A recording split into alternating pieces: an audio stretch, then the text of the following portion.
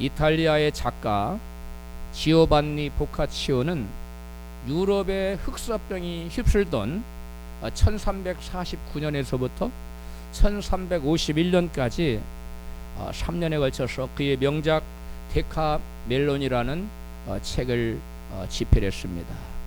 당시 유럽에 창궐하던 페스트, 즉 흑사병을 피해서 이탈리아의 피렌체의 한 외곽에 있는 그 한 별장에 전국에서 이태리에 있는 수많은 사람들 중에 10명의 선남선녀가 모여들었습니다. 7명의 구체적으로 하면 7명의 숙녀들과 3명의 신사들이었는데요. 그들은 별장에 머물면서 토요일과 주일은 전적으로 하나님께 예배하는 날로 정하고 사람들끼리 교제를 하지 않았습니다. 대신 월요일에서 금요일까지 5일은 오후에 뜨거울 때 나무 그늘에 이렇게 모여 앉아서 하루에 한 사람씩 하루에 모든 사람이 한 가지씩 얘기를 내놓기로 했습니다. 10사람이니까 하루에 몇 가지 얘기입니까? 10가지죠. 근데 그들이 2주 동안 있었으니까 총 몇 개의 얘기가 되겠습니까? 계산이 갑자기 어려워졌습니까? 2주니까 14일인데 2일씩 빼면 5일이 10일이죠. 10명이 10개씩 얘기를 했으니까 총 몇 가지의 이 얘기입니까? 100가지의 이 얘기가 이 책에 실려 있습니다. 그런데 그들의 얘기의 내용에는 그 이탈리아 당시의 사회상이 이렇게 담겨 있는데 사람 사는 얘기를 하는 거니까요. 그 이태리 당시에 사회 한 단면을 이렇게 엿볼 수 있는 내용들이 있습니다. 그 얘기 중에 아주 그 재미난 얘기를 하나만 딱 소개를 하고자 합니다. 프랑스의 한 부유한 상인이 자신의 친구인 야박한 유대인에게 기독교로 개종할 것을 강력히 권유를 했습니다. 그리고 어떻게 해서든지 그를 기독교로 개종시켜야겠다고 결심을 하고 유대인 친구에게 교황청을 데려가서 교황청을 굉장히 넓잖아요. 자세히 샅샅이 구경을 시켜 주었습니다. 교황청을 구경하고 난 유대인은 과연 기독교는 좋은 종교라면서 자기도 이제 기독교로 개종을 해야 되겠다고 말했습니다. 그래서 친구가 의아하게 생각하면서 어떻게 그렇게 쉽게 과연 기독교가 뭐가 그렇게 좋길래 단번에 그렇게 기독교로 개종을 하겠다고 결심을 했냐고 물어봤습니다. 그랬더니 그 친구가 이렇게 대답했습니다. 유대인 친구가 내가 교황청을 이렇게 두루두루 외치를 거쳐 자세히 살펴봤더니 이 기독교 성직자들이 온갖 나쁜 짓, 뇌물 받는 것, 그 다음에 협잡, 매춘, 남색 이런 것을 아주 심하게 즐기는 광경을 내가 목격을 했는데 그러면서도 기독교가 아직까지 망하지 않는 것을 보니 기독교를 믿으면 온갖 죄를 지어도 하나님이 다 은혜를 베푸셔서 용서해 주신다는 거 아니냐. 마음대로 죄짓고 심판도 받지 않고 용서받고 잘 되니까 기독교처럼 좋은 종교가 세상에 어디 있느냐. 그래 나 기독교로 당장 내가 개종을 하겠다. 이렇게 대답을 했다는 것입니다. 당시에 세상 일반인 사람들에게 눈에 비친 기독교가 얼마나 타락했는가를 풍자적으로 보여지는 한 이야기인 것입니다. 중세 유럽의 웅장한 대성당이 즐비한 모습이 당시 유럽의 기독교가 얼마나 번영하고 융성했는가를 대변해주고 있습니다. 그 당시의 기독교는 권력도 거머쥐었고 금력 즉 재물도 다 가지고 있었습니다. 그래서 당시의 유럽의 기독교인들은 교회가 하나님의 은총으로 권력과 재물을 향유하고 그 영화가 영원히 계속될 것이라고 그들은 믿어 의심치 않았습니다. 그러나 그 중세의 교회의 겉은 그렇게 화려하고 웅장했지만 내면을 들여다보면 속은 부패하고 부패해서 썩어 문드러져 냄새가 나고 있었습니다. 세상에 빛과 소금이 되어야 할 교회가 이처럼 타락하고 부패하자 하나님께서 징계의 채찍을 드셨으니 그것이 바로 그 당시에 인류 역사상 전례가 없던 무서운 재앙, 바로 흑사병이었던 것입니다. 영국의 역사학자 E.H. 칼은 1961년 케임브리지 대학 역사학 강의를 한 학기 했는데 석 달간에 걸쳐서 제목은 타이틀은 역사란 무엇인가였습니다. 그는 역사를 이렇게 규정했습니다. 정의했습니다. 역사란 현재와 과거 사이에 끊임없는 대화다. 역사가 뭐라고요? 역사는 과거와 현재 사이에 끊임없는 대화라고 그는 설파했습니다. 따라서 저는 거기에서 힌트를 얻어서 과거의 역사는 오늘의 사건을 해석해 줄 뿐만 아니라 미래의 갈 길을 제시하는, 방향을 제시하는 역할을 하는 것이 역사라고 저는 정의하고 싶습니다. 요즘 코로나 때문에 나라 전체가 큰 곤란한 상황에 놓여 있고, 그 중에 가장 어려운 곳이 교회라고 볼 수 있습니다. 가장 예배를 드리지 말라고 하니까, 모이지 말라고 하니까 지금 큰 교회에서는 대부분 못 모이고 있는 실정입니다. 두세 사람이 예수 이름으로 모이는 공동체가 뭡니까? 교회입니다. 그 교회의 우선적인 존재 목적이 무엇입니까? 바로 하나님을 예배하는 데 있습니다. 그런데 작금의 코로나 때문에 교회가 한 곳에 모여 예배를 드리기 어려운 아주 곤란한 상황에 직면하게 된 것입니다. 가족 단위로 인터넷으로 예배를 드린다고 하지만 1인 가족이 우리나라에 평균 29.5%가 1인 가족이에요. 그리고 서울 수도권에는 35%가 훨씬 넘는 것이 오늘의 1인 가족의 실태란 말입니다.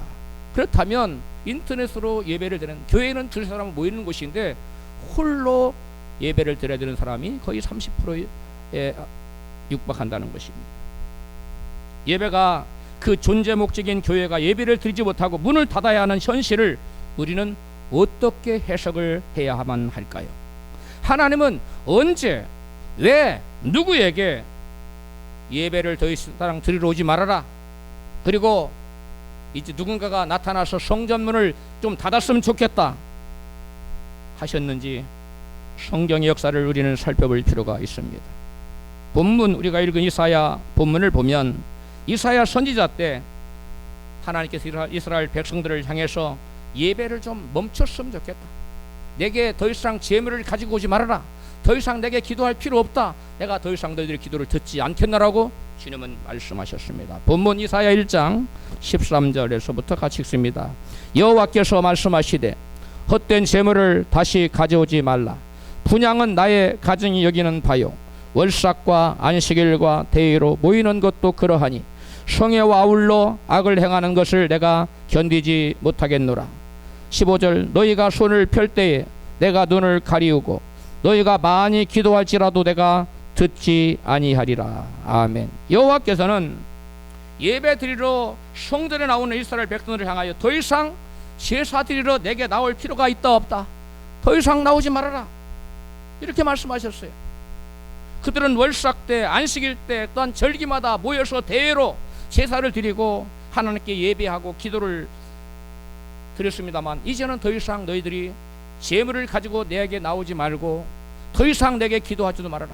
내가 그 제사를 받지도 않을 것이며 너희들의 기도를 듣지도 않을 것이라고 주님께서 말씀을 하고 계십니다. 한마디로 말하면 내가 더 이상 예배를 받지 않을 테니 여호와 하나님께 예배드리러 성전에 더 이상 모이지 말라고 주님은 말씀하고 계시는 것입니다. 이유가 무엇이었습니까?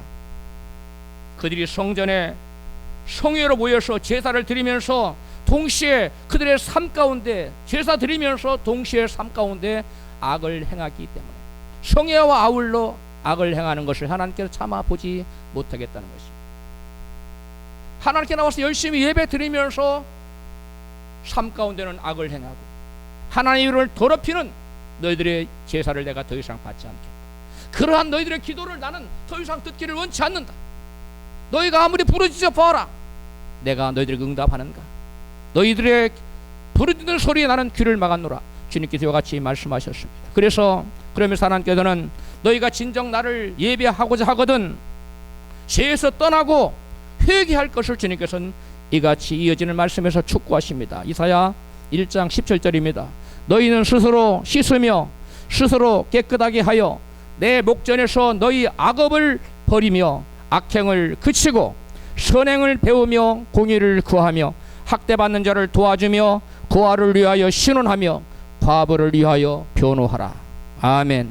성전에 나와서 제사를 드리면서 하나님의 이름에 먹칠하는 악행을 더 이상 그치고 회개하고 나서 그리고 내게 나와서 예배하라고 주님 말씀하십니다.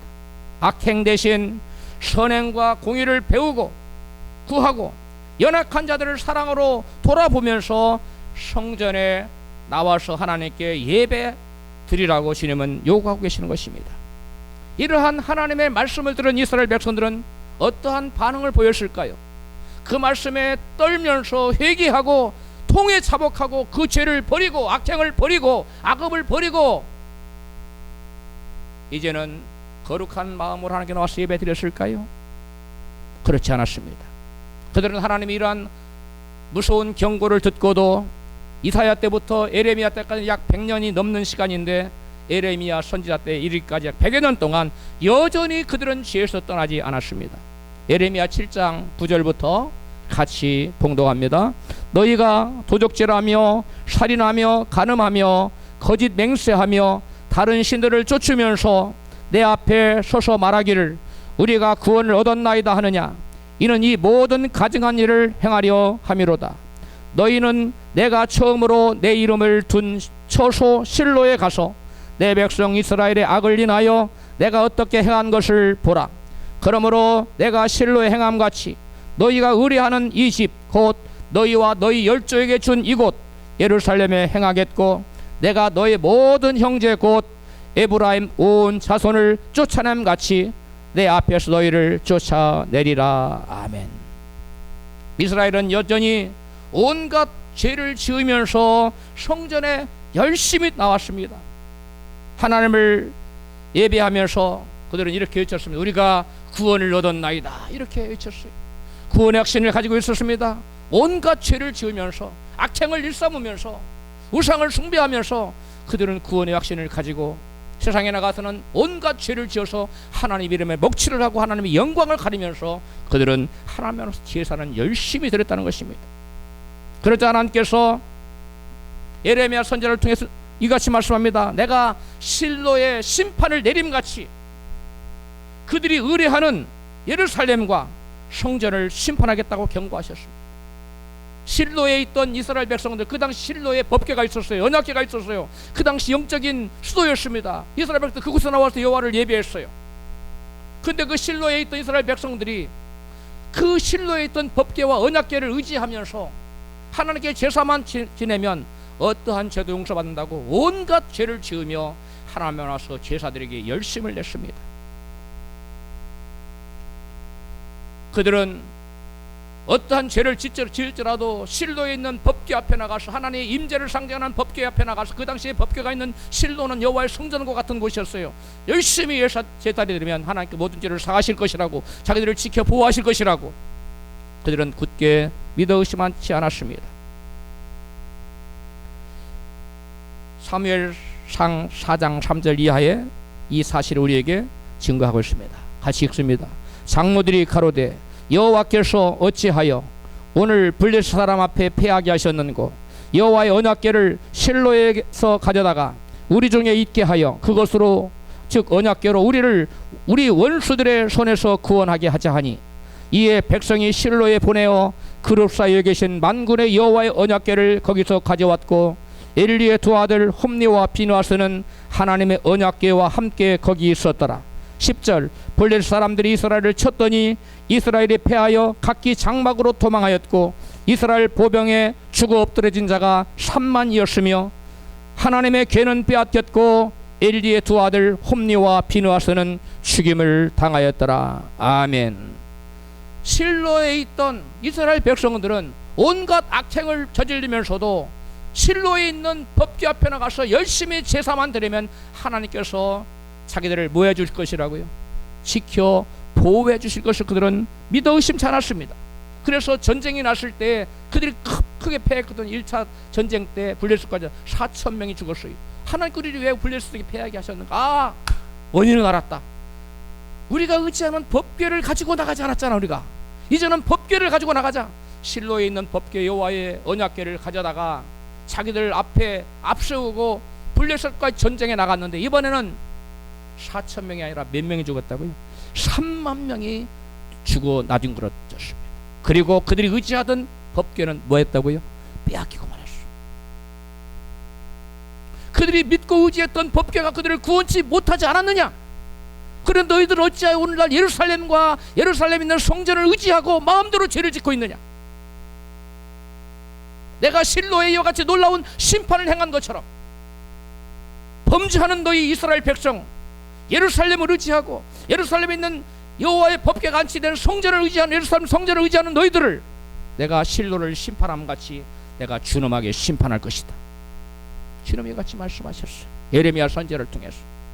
그렇게 말씀하신 이후에 얼마 있다가 이스라엘 백성들에게는 여러분 놀라운 하나님의 심판이 임했습니다. 하나님 말씀하신 에브라임 온 너희 형제들을 쫓아냄 같이 내가 너희들을 이 땅에서 쫓아내겠다. 에브라임 온 자손은 누구를 가리킵니까? 그 당시에 북이스라엘을 가리킵니다. 북이스라엘은 BC 722년에 아수르에 의해서 멸망당했어요. 포로로 끌려갔습니다. 내가 아수르의 멸망을 북이스라엘을 멸망당하게 한 것처럼 이제는 남유다를 너희들도 내가 이 땅에서 쫓아낼 것이다. 너희들이 회개하지 않으면 내가 쫓아낼 것이다. 말씀을 그러나 그들은 그 말씀을 듣고도 아랑곳하지 않았습니다. 여전히 제사에 열중했고 여전히 성전을 의지했고 악행을 그치지 않았습니다.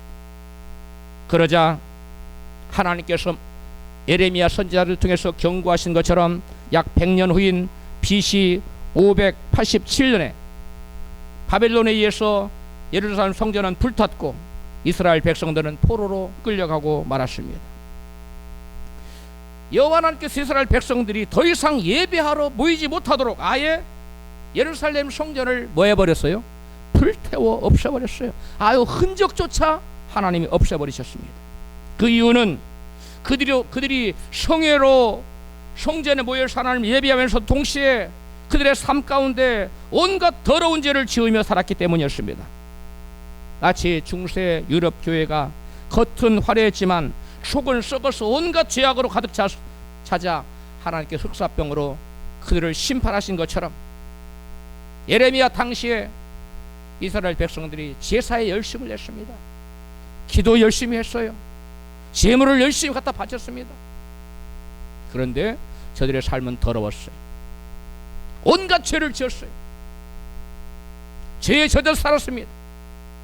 그러자 하나님께서는 그들을 심판하겠다 경고하셨고 그 경고를 듣고도 돌이키지 않은 그들에게 실로에게 심판을 행함같이 북이스라엘에게 심판을 행함같이 남유다에게도 동일한 심판을 해서 그들이 나라가 망했고 그들은 포로로 붙잡혀갔고 그들이 의지했던 성전은 불타 없어지고 말았습니다.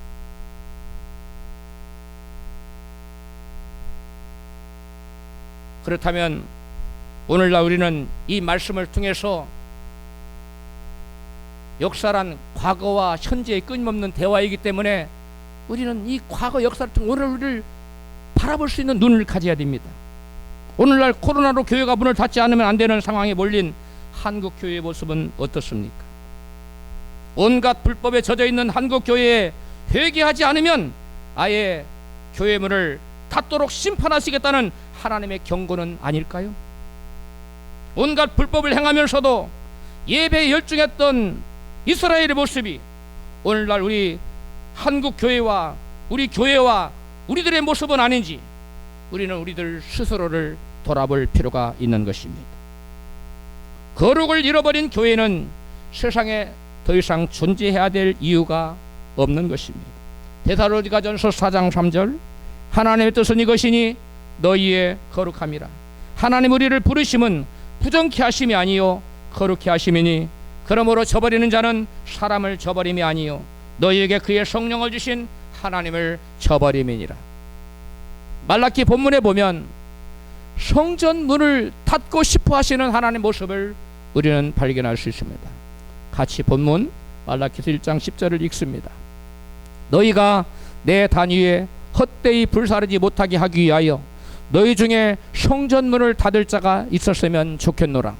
내가 너희를 기뻐하지 아니하며 너희 손으로 드리는 것을 받지도 아니하리라. 하나님께서는 과연 어떤 사람들 때문에 예배드리러 모이는 성전문을 닫고자 하셨을까요? 우리 하나님이 예배를 기뻐하시는 분입니다. 제사를 기뻐하시는 분이세요. 그런데도 불구하고 예배를 기뻐하시는 여호와 하나님께서 과연 무엇 때문에 더 이상 예배를 받지 않으시겠다며 성전문을 닫았으면 좋겠다고 말씀하시는 겁니까? 본문 말라기서 1장 6절을 같이 읽습니다. 만군의 여호와가 이르기를 아들은 그 아비를 종은 그 주인을 공경하나니 내가 아비일진데 나를 공경함이 어디 있느냐? 내가 주인일진데 나를 두려워함이 어디 있느냐? 하나님을 아버지로 공경하지 않고 주인으로 인정하지 않고 두려워하지 않는 자들의 예배를 하나님께서 더 이상 받기를 원치 않는다는 것입니다. 저와 여러분은 우리 하나님 아버지로 공경하고 계십니까? 저와 여러분은 오늘날 우리 하나님 우리의 주인으로 경외하며 두려워하고 있습니까? 하나님을 아버지로 공경하지도 주인으로 인정하지도 두려워하지도 않는 이스라엘 백성들의 모습을 하나님이 이같이 지적하십니다. 같이 본문 말라기서 1장 8절입니다. 너희가 눈먼 희생으로 드리는 것과 저는 것 병든 것으로 드리는 것이 어찌 악하지 아니하냐? 이제 그것을 너희 총독에게 드려보라. 그가 너를 기뻐하겠느냐? 너를 간합하겠느냐? 너희는 나 하나님께 은혜를 구하기를 우리를 긍휼히 여기소서 하여 보라. 너희가 이같이 행하였으니 내가 너희 중 하나인들 받겠느냐? 아버지 되시고 주인 되시는 하나님을 공경하지도 않고 또 두려워하지도 않는 이스라엘은 흠결이 있는 것으로 눈먼 희생을 갖다 바쳤다는 것입니다. 하나님을 향한 사랑이 식어버리고 마지못해 의식만 남아있는 그러한 하나님을 찾고 의식만으로 하나님을 찾고 예배하는 이스라엘 제사를 하나님은 더 이상 받지 않겠다고 말씀하십니다. 눈먼 것 값어치가 없잖아요. 다리 저는 것 그 팔아도 몇 푼 나오겠어. 그 다음에 병든 것 쓸모없는 거잖아요. 이런 것들 값어치 없는 것들만 가지고 하나님의 제단에 나가서 드린 것을 눈먼 희생이라고 해요. 하나님 것을 하나님이 우리의 아버지로 마땅히 공경해야 되고 그 하나님 우리의 주인 때문에 두려워하는 마음으로 떨며 섬겨야 되는데 너희들을 그것을 갖다가 총독한테 한번 갖다 줘봐라. 그 총독이 그걸 기뻐하면 받겠느냐? 하나님 말씀. 하나님을 너희들은 총독만큼도 여기지 못하고 있다. 그것이 나를 섬기는 거냐? 그러면 내게 제사원 드린다면 내가 그 제사를 기뻐받겠느냐? 그러한 제사를 드릴 바에는 그러한 재물을 가지고 나올 바에는 눈먼 희생을 드릴 바에는 아예 누군가가 성전문을 닫아버려서 아무도 내 앞에 나오지 못하도록 하는 것이 차라리 좋겠다고 주님은 말씀하고 있는 것입니다. 이스라엘은 BC 587년에 바벨론의 2차 침공으로 솔로몬 성전이 불타고 초토화되고 나라가 망하고 백성들은 바벨론으로 포로로 끌려갔습니다. 그 후에 에레미야 선지자 예언대로 예루살렘 성전이 파멸된 지 70년이 지난 BC 517년에 스룹바벨에 의해서 성전이 재건됩니다. 그것을 스룹바벨 성전이라고 제2성전, 제1성전은 솔로몬 성전 두 번째 지은 것이 포로 이후에 귀환해서 지은 것이 스룹바벨 성전입니다. 그 성전이 재건됐어요. 사람이 포로로 잡혀가고 풀려난 기간이 70년이 아닙니다. 사람이 포로로 갔다가 돌아온 기간을 70년이 아니라 예루살렘 성전이 파괴되고 소실된 다음에 다시 스룹바벨 성전이 재건된 그 기간이 70년이라는 거예요. 하나님의 성전이 무너진 것이 곧 포로이고 노예이며 하나님의 성전이 재건되는 것이 곧 해방이요 회복이라는 의미인 것입니다. 우리 인간이 하나님 배반하고 하나님을 떠나자 우리 마음에 하나님의 성전이 파괴되었고 곧바로 우리는 마귀의 종이 되고 포로가 되었습니다.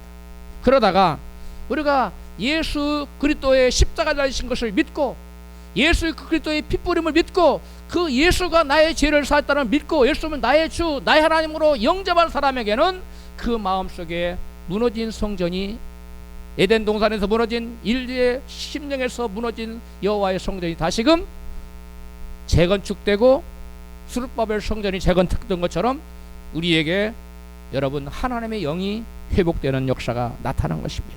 생명의 역사가 회복이 된 것입니다. 예수 그리스도께서 너희가 이 성전을 헐라 그러면 내가 사흘 만에 이 성전을 뭐하리라 일으키리라고 말씀했는데 이 성전은 예수님의 당신 자신의 육신을 가리켜 예수님이 말씀하신 것이었어요. 그래서 예수님을 죽인 가운데 예수께서 3일 만에 부활하실 것을 말씀하셔요. 누구든지 그래서 예수님이 왜 당신의 육체를 성전이라고 했느냐, 그 안에 하나님의 성전이 있었기 때문에 하나님 아버지의 영을 모시고 있어요. 우리가 마찬가지로 하나님의 영을 예수님의 영을 성령님 우리 안에 모시면 우리 안에 아담 이후에 파괴된 하나님 성전이 다시 재건축되고 우리가 다시 온전히 회복되는 줄로 믿습니다. 그래서 우리는 이것이 바로 하나님의 예수님을 나의 주인으로 마음에 모시면 우리 안에 있는 하나님의 성전이 회복되고 우리는 하나님의 말씀의 통치를 받게 되고 그것이 바로 회복이요, 그 반대는 바로 마귀의 포로요, 노예요, 종으로 살아가는 것입니다. 이스라엘은 바벨론 포로 생활 동안에는 그렇게도 이스라엘 예루살렘 성전을 사모하고 또 그들은 모이기를 힘썼고 그 다음에 하나님을 간절히 찾고 예배했습니다. 그러다가 스룹바벨 성전이 하나님으로 고개 돌아와서 세워지고 성전이 재건되었고 마음대로 하나님 예배할 수 있는 기회가 그리고 좋은 환경이 다시금 주어졌습니다. 그런데 마음껏 하나님을 예배할 수 있는 여건이 주어지자, 성전이 지어지고 여건이 주어지자 그들은 예배에 대한 열정이 식어버렸어요. 바벨론에서 고통당할 때는 그렇게 하나님을 간절히 찾았는데 성전도 없음에도 성전을 사모하며 성전만 저어주면 우리가 얼마나 하나님을 영화롭게 하고 예배를 열심히 드릴 텐데 하나님께 기도했는데 이제 막상 성전이 주어지고 좋은 환경이 주어지고 자유가 주어지고 먹고 살만하고 등 따숩고 배부르게 되니까 그들은 하나님께 나와서 예배드리기를 게을리했어요. 그들은 하나님을 향한 사랑이 싸늘하게 식어버렸어요.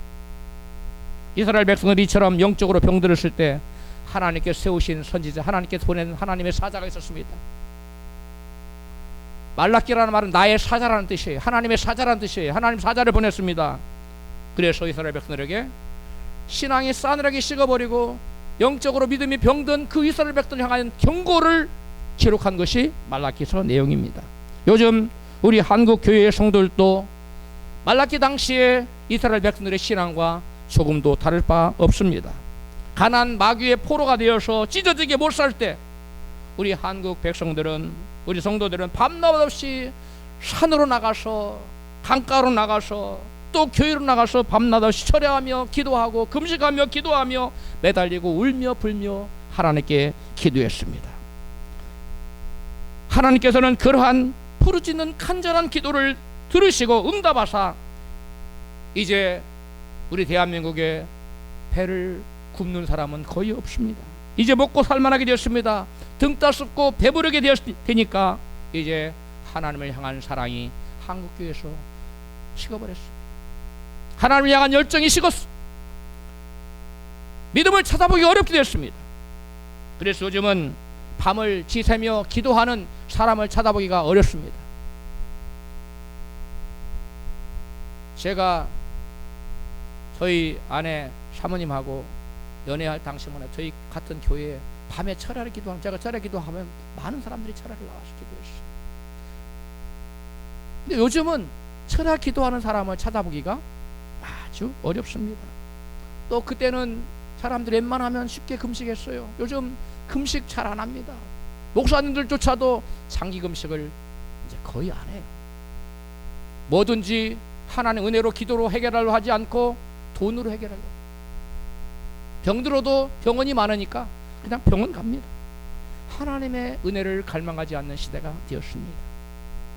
예배를 사모하는 사람들이 점점 줄어드는 추세에 있습니다. 교회 나와 눈물 뿌려 기도하는 사람들도 찾아보기 힘든 시대가 되었습니다. 하나님을 향한 사랑이 식었다는 것은 영적으로 신앙이 병들었다는 것을 의미합니다. 신앙이 병든 사람들에게 나타나는 특징을 하나님께서는 말라기서에 크게 두 가지로 말씀하십니다. 신앙이 병든 사람에게 나타나는 하나의 특징은 아버지에 대한 사랑과 공경이 없다는 거예요. 하나님께 내게 베푸신 사랑과 은혜를 잊어버린 결과 하나님을 향한 뜨거운 사랑이 식어버리고 감사가 사라지게 된다는 것입니다. 은혜가 있는 사람, 하나님에 대한 사랑이 벅차오르는 사람, 하나님을 공경하는 마음이 있는 사람에게는 하나님 나를 얼마나 사랑하셨는지, 하나님께 내게 얼마나 큰 은혜를 베푸셨는지를 잊지 않으니까 항상 감사하고 찬양하고 주님을 어떻게든 섬겨야지, 그런 공경하는 마음이 가득 찹니다. 그러나 그것을 잊어버린 사람, 은혜를 잊어버린 사람, 그런 사람은 사랑과 감사 대신 뭐가 튀어올라옵니까? 원망과 불만이 가득 차게 됩니다. 하나님 마음에 합할 사람이라는 칭호를 받았던, 일생에 하나님을 뜨겁게 사랑했던 사람 다윗은 하나님의 은혜를 잊지 않고 늘 감사를 드렸습니다. 그는 하나님 은혜를 잊지 않고 하나님 내게 베푸신 은혜를 이와 같이 고백합니다. 시편 103편 1절부터입니다. 같이 읽습니다. 온 마음 다 바쳐 여호와께 감사를 드리리라. 온 정성 다하여 거룩하신 하나님을 노래하리라. 온 힘을 다하여 여호와께 찬양 바치리라. 주께서 베푸신 은덕 정령 하나도 잊지 않으리라. 주께서 내가 지은 모든 허물을 용서하셨다. 이것 몸에 생긴 병 모두 다 고쳐주셨다. 무덤에서 이것 목숨 건져주셨다. 한결같이 따스하게 아껴주시고 측은한 마음으로 돌봐주셨다. 이 목숨 살아가는 동안 많은 은덕 베푸시어 내 젊은 날 독수리처럼 새로운 힘 솟아나게 하셨다. 현대어 번역으로 봤습니다. 다윗은 하나님 자기에게 베푸신 은혜를 잊지 않고 하나하나 낱낱이 입술로 고백하며 하나님 찬양하고 영광을 돌리고 있습니다. 이러한 다윗의 모습이 진정 하나님을 사랑하는 사람의 모습입니다. 하나님을 진정 공경하는 사람의 모습입니다. 자기에게 베푸신 은혜를 잊지 않고 기억하며 하나님께 온 마음을 다 바쳐서 감사하고 찬양하는 다윗의 모습이 너무 아름답지 않습니까?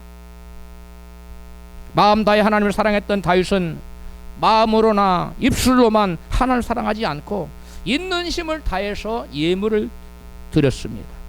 역대상 29장 3절입니다. 같이 읽습니다. 성전을 위하여 예비한 이 모든 것 외에도 내 마음에 내 하나님의 성전을 사모함으로 나의 사유의 금 은으로 내 하나님의 성전을 위하여 들었노니 곧 오빌의 금 3,000달란트와 순금 7,000달란트라. 아멘. 이 다윗이 개인적으로 소유한 금, 은, 오빌의 금, 그 순금을 말하는 순금 3,000달란트, 순은 7,000달란트, 1톤 트력으로 3,000대의 금. 어마어마하죠. 다윗은 이것만 드린 게 아니에요. 성경에 보면 전쟁에 나가 얻어온 노획물을 자기의 집으로 드리지 않고 여호와의 곳간에 드렸다고 성경 계속 밝히고 있어요. 아마 성경에 나오는 모든 인물 중에 하나님께 예물을 가장 많이 드린 사람, 예물 드리기를 기뻐하는 사람이 누구였느냐라고 묻는다면 아마 다윗을 꼽아야 될 것입니다. 이처럼 하나님을 마음 다해 사랑했던 다윗은 일평생 하나님의 말 수 없는 놀라운 사랑과 축복을 받아들였습니다. 우리 주님께서 이같이 말씀하셨죠. 내 보물 있는 그곳에는 내 뭣도 있느니라, 마음도 있느니라. 그러니까 다윗은 주님을 사랑했기 때문에, 사랑하는 마음이 가득했기 때문에 마음 다하여 자기 있는 것을 주님께 열심으로 아낌없이 드릴 수 있었던 것입니다. 하나님께서 다윗을 편애하신 것이 아니라 누구에게든지 행한 대로 갚아주시기 때문입니다. 잠언 8장 17절입니다. 나를 사랑한 자들이 나의 사랑을 입으며 나를 간절히 찾는 자가 나를 만날 것이니라. 누가 하나님의 사랑을 입는다고요? 주님을 사랑한 자. 18절 부귀가 내게 있고 장구한 재물과 의도 그러하니라. 21절 이는 나를 사랑하는 자로 재물을 얻어서 그 곳간에 채우게 하려 함이니라. 여러분, 곳간에 재물이 넘쳐나기를 원하십니까? 그렇다면 주님을 사랑하십시오. 많은 사람들이 자기는 하나님을 사랑하지 않고 하나님을 섬기지도 않으면서 하나님이 내게 왜 엄청난 큰 축복을 주시지 않느냐고 원망하고 불평합니다.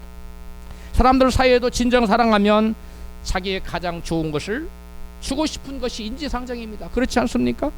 하나님께도 똑같습니다. 내가 진정 하나님을 사랑한다면 나의 가장 귀한 것, 좋은 것을 아낌없이 드리게 돼 있습니다. 그런데 하나님을 사랑하는 마음이 없는 사람은 뭐 조그만 드려 손이 발발발 떨려요. 야, 이거 너무 큰 거 아니야? 진정 사랑해 보세요. 그러면 아낌이 없습니다. 사랑하지 않는 자에게 그 무엇이든 주고 싶지 않은 것입니다. 더더구나 사랑하지 않는 사람이 값비싼 것을 주기에는 너무 아깝지 않습니까? 그게 사람의 본심이에요. 인지상정이에요. 그래서 본문에 나오는 바벨론 돌아온 이스라엘 백성들 하나님을 향한 사랑이 식어서 눈먼 희생을 드렸다는 거 아닙니까? 이스라엘 백성들이 하나님께 나가서 제사를 드리는데, 희생을 드리는데 온전한 건 빼놓고 눈먼 거, 다리 저는 거, 병든 거 골라서 갖다 드렸다는 거예요. 그럼 하나님이 보니까 기가 막히거든요. 저들이 그렇게 기도해서 내가 저들의 기도를 듣고 바벨론을 구원하여 다시금 성전 건축까지 하도록 하나님께서 은혜를 베푸셨는데 그들은 은혜를 까마득히 잊어버리고 깨구리 시절을 잊어버리고, 아니 깨구리가 아니라 올챙이 시절을 잃어버리고 깨구리가 되니까 이제는 은혜를 다 잃어버렸어. 그래서 하나님 뭐라고 말씀하세요? 누군가가 뭐 했으면 좋겠다? 성전문을 좀 닫았으면 좋겠다. 그러한 마음으로, 눈먼 희생으로 내게 와서 없는 마음을 가지고 의식적으로 제사를 드리려거든 아예 제사 드리러 오지 마라. 아예 문을 닫아버려. 그게 낫지 않겠니? 이렇게 말씀하시는 것입니다. 사랑하는 마음이 없이, 공경하는 마음이 없이 드리는 예배를 받으시지 않겠다는 겁니다. 하나님의 마음이 얼마나 섭섭하셨으면 누군가가 성전문을 좀 닫아줬으면 좋겠다고 말씀했겠어요. 1장 말라기 1장 10절 시작. 너희가 내 단위에 헛되이 불사르지 못하게 하기 위하여 너희 중에 성전문을 닫을 자가 있었으면 좋겠노라. 내가 너희를 기뻐하지 아니하며 너희 손으로 드리는 것을 받지도 아니하리라. 하나님의 마음이 얼마나 섭섭하셨으면 하나님 이 말씀을 하시고 무려 400년 동안 그들에게 1절 말씀하지 않으셨어요. 400년 동안 1절 단 한 명의 선지자도 보내지 않고 침묵하셨어요. 주의 길을 예비하라고 보낸 세례 요한을 보낼 때까지 무려 400년 동안 하나님께서는 이스라엘 백성들과 대화하지 않았습니다. 말씀하지 않았어요. 하나님을 말로만 사랑한다고 하지 마십시오. 하나님을 향하여 눈먼 희생을 드리는 인색한 사람이 하나도 없기를 주의 이름으로 축원합니다. 단지 물질과 예물뿐만이 아니라 주님을 사랑하는 자는 시간도 주님께 드리기를 기뻐하게 되어 있습니다. 만사를 제껴놓고 시간을 드릴 수 있는 사람, 이 사람이 주님을 진정 사랑하는 사람이에요. 주님을 사랑하는 자는 주님과 함께 시간을 갖는 것을 기뻐하고 즐거워하지만 주님을 사랑하지 않는 자는 주님과 함께 시간 갖는 것, 주님께 시간 드리는 것이 아깝습니다. 자기가 개인적으로 하고 싶은 게 있는 거예요. 말씀을 들으면서 내가 과연 하나님을 사랑하는 자인지 정직하게 자신을 돌아볼 수 있어야 합니다. 시간조차도 하나님께 내어드리기를 일색히 하면서 하나님께 축복은 또 엄청 크게 받고 싶어하는 사람들은 과연 하나님을 사랑하는 사람인지 우리는 자신을 돌아볼 수 있어야 됩니다. 신앙이 병든 사람에게 나타나는 또 다른 특징은 하나님의 주인됨을 모르고 하나님에 대한 두려움이 없다는 것입니다. 하나님 자기 인생의 주인됨을 아는 자는 자연적으로 하나님에 대한 경외심과 두려움이 생기기 마련입니다. 하나님 두려워하는 자는 생각하는 일이나 말하는 것이나 행동하는 것에 삼가게 돼 있고요. 자기 자신을 살피고 항상 하나님 의식하는 삶을 살고 있어요. 잠언 16장 6절입니다. 인자와 진리로 인하여 죄악이 속하게 되고 여호와를 경외함으로 인하여 악에서 떠나게 되느니라. 어떤 사람들이 악을 멀리한다고요? 여호와를 경외하는 사람. 여호와를 향한 두려움이 없는 사람은 죄를 쉽게 질 수밖에 없어요. 모든 만죄의 근원이 뭐냐? 하나님에 대한 두려움이 없는 거예요. 만죄의 원인이 어디 있느냐? 하나님에 대한 두려움이 없는 거예요. 누가 죄를 멀리할 수 있는, 죄를 떠날 수 있느냐? 하나님을 경외하는 사람. 하나님 두려워하는 사람은 죄치라도 안 져요. 요셉 보세요. 내가 이 어떤 큰 악을 향하여 여호와께 득죄하리이까 하나님 보고 있다는 거 느끼는 거, 의식하는 거예요. 하나님 두려워하는 자는 여간해서 죄를 짓지 않지만 하나님 두려워하지 않는 자는 죄를 쉽게 짓게 돼 있어요. 시편 이사야 66장 2절입니다. 시작. 무릇 마음이 가난하고 심령에 통회하며 나의 말을 인하여 떠는 자, 하나님 두려워하는 자, 그 사람 내가 권고하느니라. 내가 그 사람은 돌보살피느니라. 하나님을 두려워 떠는 자, 하나님께 그 사람을 보살피겠다. 여러분 시편과 잠언에 보면 누구에게 가장 복을 만주겠다는 여호와를 경외하는 자에게 복을 내주겠다고 계속 나오고 있습니다. 여호와를 경외하는 자가 되십시다. 우리 좌우에 계신 분에게 하나님 두려워하는 사람이 되십시다. 할렐루야. 이러한 자가 진정 복을 받을 수가 있는 것입니다. 사사시대에 이스라엘이 하나님의 주인으로 이스라엘이 하나님의 주인으로 삼지 않고 자기가 주인 되어서 자기의 소견대로 옳은 대로 행했다고 성경은 증거하고 있어요. 사사기 17장 6절입니다. 시작. 그때에는 이스라엘의 왕이 없으므로 사람마다 자기 소견에 옳은 대로 행하였더라. 그 결과 그들은 주변의 이방 족속들에게 압제를 당하고 그 다음에 착취를 당하고 그때마다 하나님 앞에서 울며불며 회개하는 살려주세요 자문했습니다. 그러면 하나님께서 그들을 구원하기 위해서 누구를 세웠습니까? 사사를 세웠습니다. 그들을 다시 구원해. 이것이 계속 패턴이 돌아간 것이 사사시대예요. 즉 사사시대는 어떤 시대냐? 하나님을 자기들의 주인으로 삼지 않고 자기가 자기 인생의 주인 되어서 자기 하고 싶은 대로 자기 속에 옳은 대로 살아갔던 시대가 사사시대인데, 사사시대의 특징은 뭐예요? 끊임없이 포로가 되고 끊임없이 압제당하고 끊임없이 착취를 당하는 그러한 고통스러운 삶, 노예의 삶, 비참한 삶, 이것이 사사시대의 이스라엘 백성의 삶이에요. 우리가 그러한 마귀에게 붙들려서 포로가 되고 이같이 고통당하는 삶을 살지 않으려면 내가 내 인생의 주인 되면 안 됩니다. 내가 내 인생 주인 되지 말고 예수님을 내 인생의 주인으로 모셔 드리십시다. 예수님만을 나의 인생으로 주인으로 모시고 살 때 우리는 마귀의 포로가 되지 않습니다. 마귀의 종이 되지 않습니다. 우리는 오로지 하나님의 자녀가 되어서 하나님 인도함 받는, 하나 축복받는 복된 생을 살게 될 줄로 믿습니다. 다윗이 인구조사를 하자 하나님께서 경노하셨습니다. 그래서 이스라엘 백성들에게 전염병을 내리셨는데요. 사무엘하 24장 10절입니다. 시작. 다윗이 인구수를 조사한 후에 그 마음에 자책하고 여호와여 내가 이 일을 행함으로 큰 죄를 범하였나이다. 이제 간과옵나니 종의 죄를 사하여 주옵소서. 15절. 이에 여호와께서 아침부터 정하신 때까지 전염병을 이스라엘에게 내리시니 백성의 죽은 자가 7만 명이더라. 아멘. 여러분 인구조사한 것이 뭐가 그렇게 큰 죄라고 백성의 7만 명까지 쳐 죽이는 걸까요? 여러분 우리가 생각할 때 인구 센서스 조사하는 게 뭐가 그렇게 죄냐 싶지만 그게 적은 죄가 아니에요. 왜냐하면 이스라엘의 왕이 누굽니까? 다윗이 아닙니다. 하나님입니다. 이스라엘을 항상 구원했고 항상 이방을 정복하게 항상 승리케 하신 분이 누구십니까? 하나님이에요. 그런 다윗이 이제 살만해지니까 이제 하나님 의지하기보다는 백성의 수를 의지하겠어요. 백성이 몇 명이나 되는가 보라. 우리가 전쟁 나가면 병사들이 몇 명 나갈 수 없으면 세봐라. 이거예요 이게. 그러니까 이제는 이스라엘의 왕을 하나님을 삼지 않고 누가 스스로 왕 되겠다? 자기가. 이제는 이스라엘을 하나님이 경영하는 것이 아니라 누가 경영하겠다? 내가 경영하겠다. 주인 자리를 잘 꿰차려고 시도한 내용이 인구조사입니다. 하나님 경노하셨어요. 그래서 그들에게 전염병을 내려서 하나 심판합니다. 오늘날 한국 땅에 갑작스럽게 코로나가 전염병이 돋는 거 예산일로 보면 안 됩니다. 교회를 향한 심판이 아닌가? 나를 향한 저와 여러분의 잘못된 것을 뜯어 고치기 위한 하나님 경고가 아닌가? 우리는 우리 자신을 돌아올 수가 있어야 됩니다.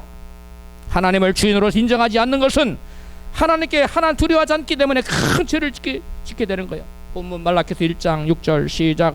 만군의 여호와가 이르기를 종은 그 주인을 공경하나니 내가 주인일진데 나를 두려워함이 어디 있느냐?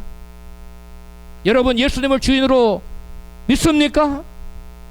그렇다면 예수님을 향한 두려움이 있습니까? 전의 아멘과 후의 아멘이 같아야 돼요. 할렐루야. 오늘날 교회 문을 열 수 없는 현실을 보며 교회를 향한 하나님의 경고의 메시지가 무엇인지 우리는 들을 수 있어야 합니다. 성경과 교회 역사를 보면 교회가 거룩한 삶을 상실할 때, 하나님을 아버지로 사랑하지 않을 때, 하나님을 주인으로 경외하지 않을 때, 우리 하나님은 더 이상 예배 드리러 나오지 말라고 하셨고 성전 문을 닫았으면 좋겠다고 말씀하셨습니다. 우리는 거룩한 삶을 살고 있는지, 하나님을 아버지로 공경하고 있는지, 하나님을 주인으로 경외하며 살고 있는지 우리 자신을 돌아봐야 될 줄로 믿습니다. 아멘.